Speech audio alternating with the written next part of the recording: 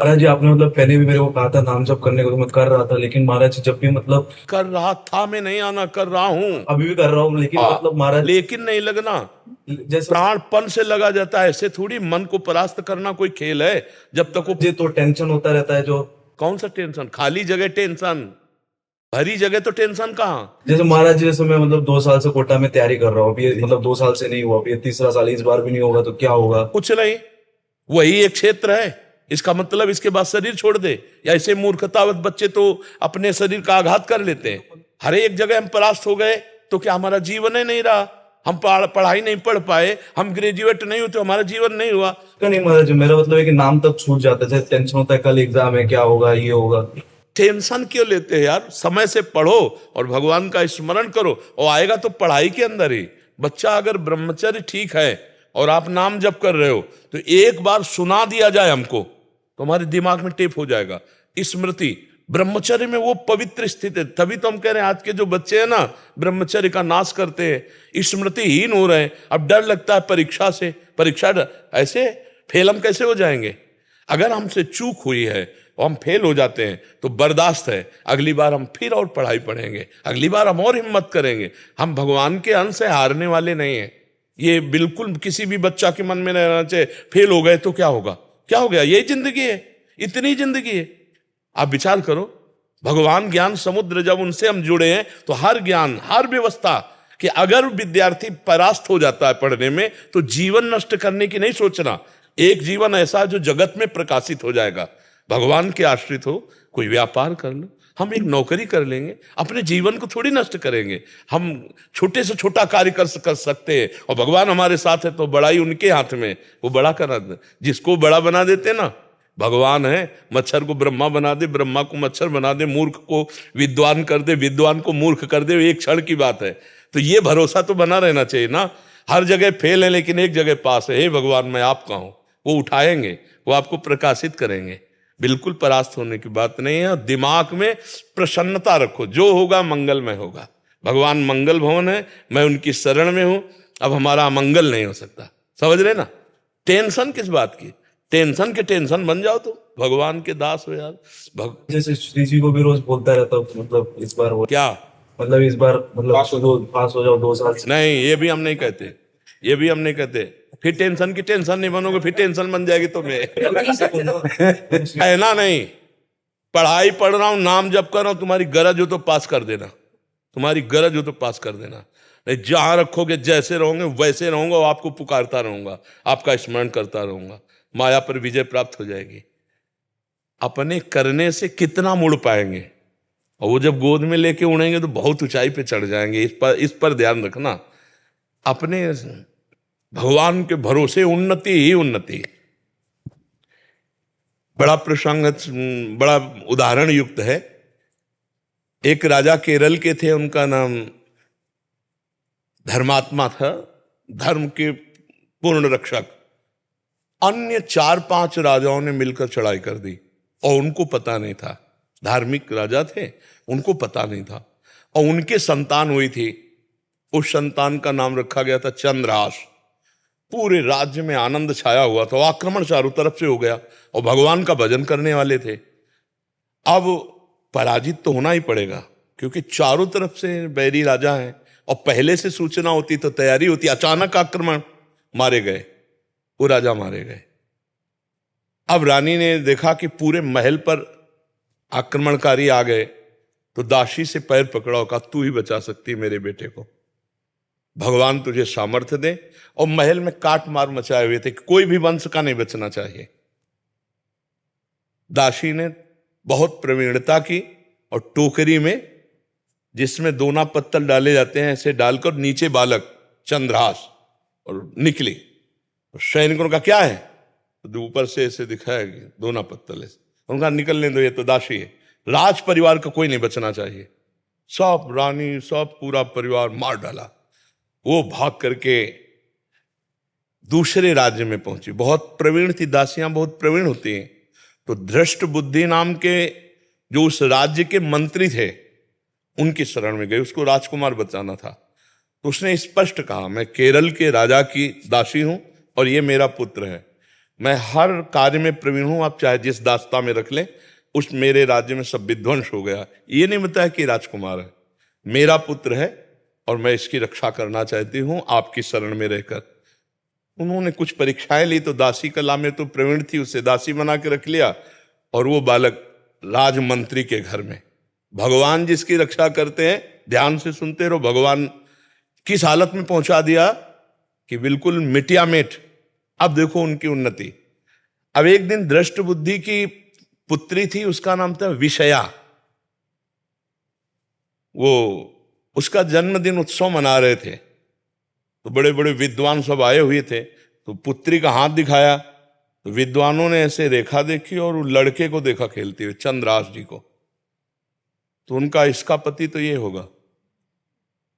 तो एकदम अपमान लगा ना, राज्य मंत्री और उस दासी पुत्र। तो उस समय तो कुछ नहीं बोला, जो सब सभा गई सो जल्लाद बुलाए और कहा इसको काट के फेंक दो जंगल में जाके। अब दासी की क्या चाल, अब वहां दासी को पता भी नहीं चल पाया, चंद्रास जी को गायब कर दिया। अब चंद्रास जी को जंगल में ले गए और उनको देवर्षि नारद जी ने जब यहां दासी पुत्र बनकर के रह रहे थे तो एक छोटा सा शालिग्राम दिया था। कहा था मुख में रखे रहना, चरणामृत पान करते रहना और कृष्ण कृष्ण कृष्ण ऐसा बोलते रहना। जो भगवान का भजन करने वाले पिता थे, उसी के प्रभाव से देवर्षि नारद जी ने चंद्रास जी को नाम का उपदेश किया। जब वो जल्लाद जंगल में ले गए, बोले बेटा तुम्हें पता हम क्यों लाए? तो उनका हमें तो पता नहीं। तो उनका तुम्हें मारने लाए हैं, मंत्री का आदेश है। तो उनका हमने कोई गलती की है क्या? तो उनका नहीं, उनका आदेश है और हम जल्लाद हैं, हमारे दया है नहीं। पर तुम्हें देखकर ऐसा लगता है कि क्यों मारूं, पर तुम्हें छोड़ दूंगा तो हमारी नौकरी चली जाएगी, हमें फांसी में चढ़ा देंगे। मैं मारूंगा नहीं तुम्हें। तुम्हारे उन्होंने देखा तो 6 अंगुली थी, 1 अंगुली काट ली और कहा ये राजा को दिखाऊंगा जाके कि तुम्हारा वध कर दिया, पर तुम यहां से भाग जाओ। तो काटने से खून निकला, वो वहीं मूर्छित होके गिर गए। कृष्ण कृष्ण कृष्ण कृष्ण कृष्ण, और वो जल्लाद वापस अंगुली दिखाए कि मैं उनको मार डाला हूं। हुमा नाम का एक पंक्षी होता है पहाड़ में, वो परम पवित्र, अगर अपने पंख कर ले तो राजलक्ष्मी उसके चरणों में आ जाए। वो आकर के बैठ गया चंद्रास जी के ऊपर। हुमा नाम का पंक्षी ये पहाड़ों में होता है, भगवत प्रदत्त किसी भाग्यशाली के ऊपर उसका। अब वो अपनी छाया में उनका वो मूर्छित बेहोश, कोई जंगली पशु ने अटैक नहीं किया चंद्रास जी पर। इतने में चंदनवती नाम के राज्य का छोटा राजा, दृष्ट बुद्धि जो बादशाह के मंत्री थे, उनके यहां वो कर देने जा रहा था। तो उसने बहुत आराधना की थी लेकिन पुत्र नहीं हुआ था। तो रास्ते में दृष्टि गई कि हुमा नाम का पंक्षी किसको घेरे हुए। तो जब गए तो देखा चंद्रास जी सुंदर राजकुमार और अंगुली कटी हुई, तुरंत पट्टी बांधी और लेकर के वापस चले गए। वहां नहीं गए कर देने, बड़ा उल्लास मनाया कि भगवान ने तो, हमने इतनी आराधना की, हमारे पुत्र नहीं हुआ लेकिन भगवान ने पुत्र दिया, मैं इसे राजकुमार पदवी देता हूं। छोटा राजा अपने राज्य का राजकुमार बना करके पालन पोषण किया और 10 वर्ष हो गए। वो कर देने नहीं गया बादशाह के यहां। तो बादशाह ने दृष्ट बुद्धि से कहा चंदनवती नगर का राजा कर देने नहीं आया, जाओ यदि वहां सम्मान पूर्वक कर दे तो ठीक है, नहीं उनका विनाश कर दो। मंत्री पूरे परिकर सहित आक्रमण किया। तो चंदनवती राजा का ऐसा वैभव था कि जब से चंद्रास जी उनके यहां राजकुमार बने, उनको डर ही नहीं था, क्योंकि चंद्रास जी भगवान का भजन करने वाले। तो दृष्ट बुद्धि नजदीक आया और कहा कर दे दो, नहीं तो युद्ध करो। तो उनका वैसे युद्ध की जरूरत नहीं, पर हम तुम्हें कर नहीं देंगे, हम समर्थ राजा है। चंद्रास जी ने इशारा किया कि विरोध नहीं। चंद्रास जी ने कहा कि हम स्वयं कर देने के लिए तैयार हैं, आप शांत रहिए। उसकी दृष्टि में दृष्टि मिली तो उसने, ये वही बालक है, क्योंकि नेत्र इसके वही हैं जो उनके घर में रहा था दासी पुत्र बल करके। तो चंदनवती के नरेश से कहा कि तुमने इस बालक को कहां पाया? तो उन्होंने पूरी बात सुनाई। तो उन्होंने कहा अरे फिर तो जो प्रारब्ध है वो होके रहेगा, ये मेरी बेटी का दूल्हा, अरे इसको मैं दूल्हा नहीं बनने दूंगा।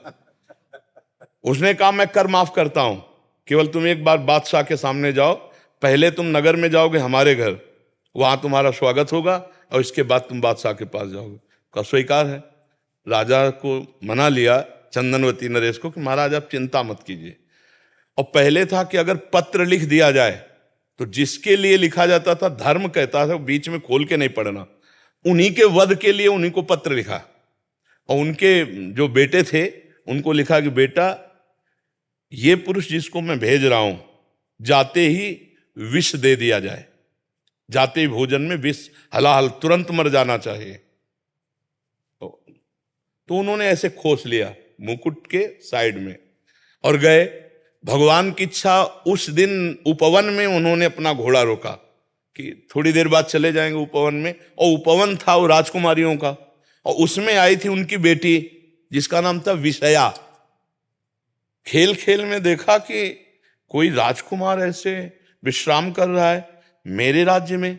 नजदीक गई, चिट्ठी देखी, चिट्ठी निकाली, खोली, लिखा था कि जाते ही विषया विष दे देना, जाते ही विष दे देना। तो पिताजी की बुद्धि खराब हो गई, इतना सुंदर राजकुमार इसको विष दे देंगी।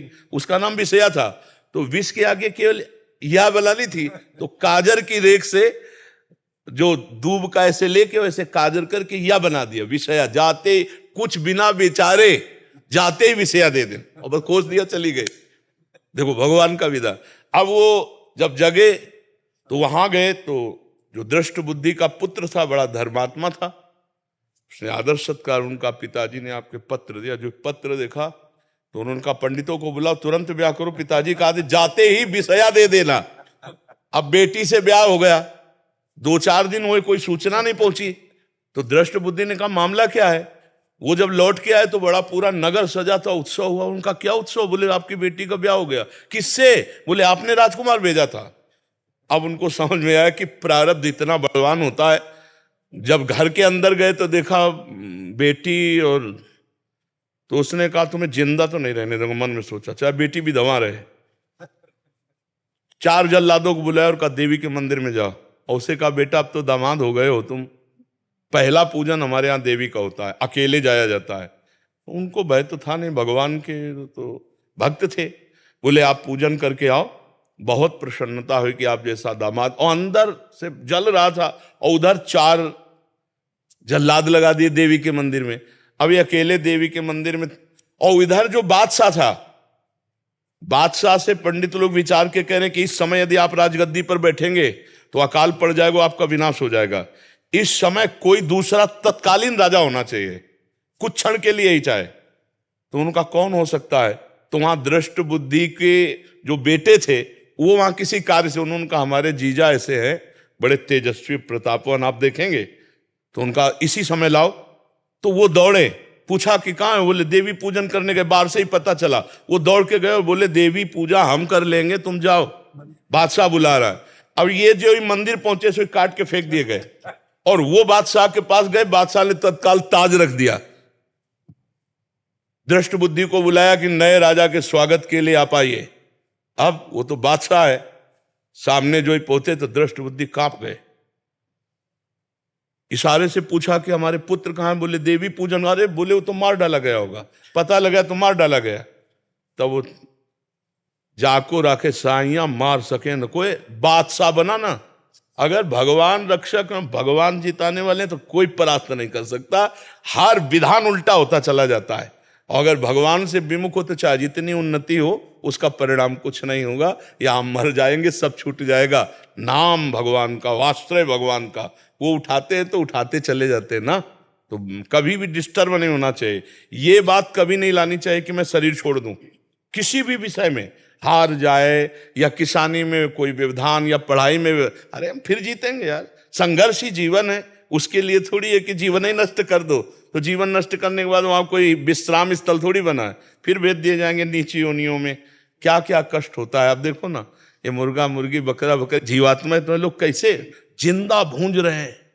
कितना दया खत्म हो चुकी है, जिंदा भूंज रहे हैं, खा रहे हैं, शरीर बढ़ा रहे हैं, मरेंगे, नरक जाएंगे। तो हमें कोई मनुष्य जन्म मिला है, अब इतना भजन कर लेना है कि इससे नीचे न गिरे। अगर चांस मिले तो पुनः मनुष्य बने और धर्म पूर्वक अपने राष्ट्र की सेवा करें, समाज की सेवा करें, भगवान का भजन करके जीवन पवित्र बनावें।